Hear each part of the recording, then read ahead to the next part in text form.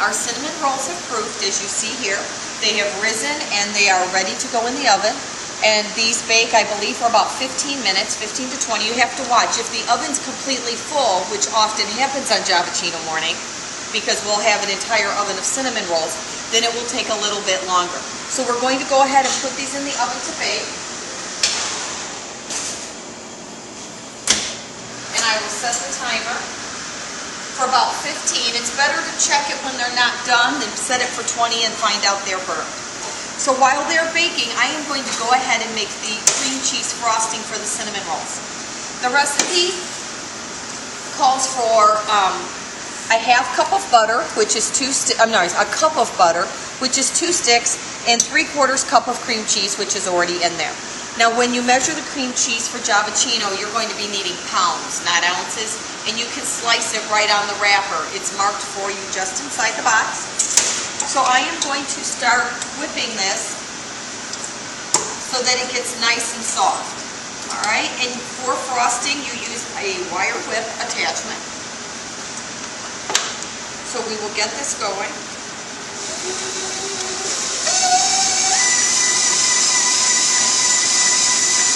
Now, we need 2 cups of powdered sugar for this recipe. When we make it for Javaccino, we will need pounds of powdered sugar. So I'm going to go ahead and measure my 2 cups. Again, this is the version of the recipe that you would make at home. Okay? You will get 16 rolls out of this.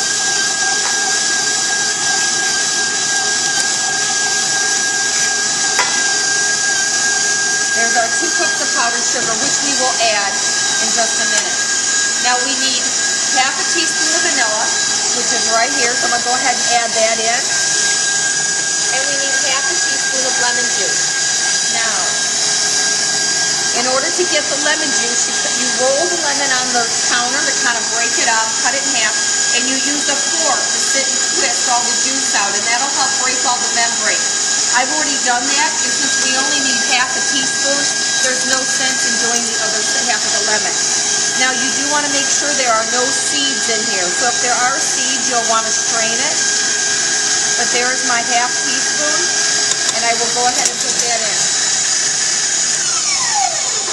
Now I'm going to stop this and scrape it down.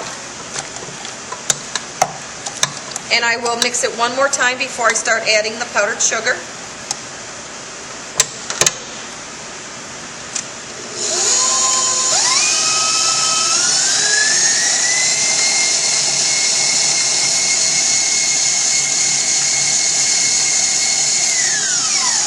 And as you see, it pretty much just goes right to the sides, which once we start adding the sugar, it should mix in more evenly. Okay, now, I'm going to go ahead and add the powdered sugar. Now, the key to this, when you're making this on the industrial mixer, you may not be able to add all the sugar at once. You have to start it on slow speed. If you don't, you're going to be wearing all the powdered sugar because it's going to make this big cloud. So I'm going to turn it on as low as I can to get started. And once that powdered sugar starts getting incorporated into the butter and cream cheese, you can turn it up a little bit.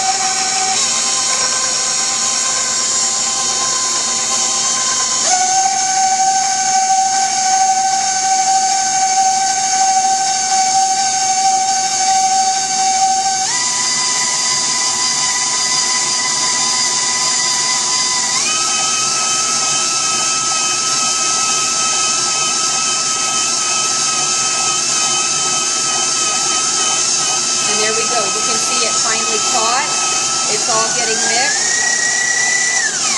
I'm going to scrape this down, and then it needs to sit on the mixer for about 7 to 10 minutes so it gets nice and full of air. Okay, so this will just sit, and after it's mixed, then we'll come back when the cinnamon rolls are done.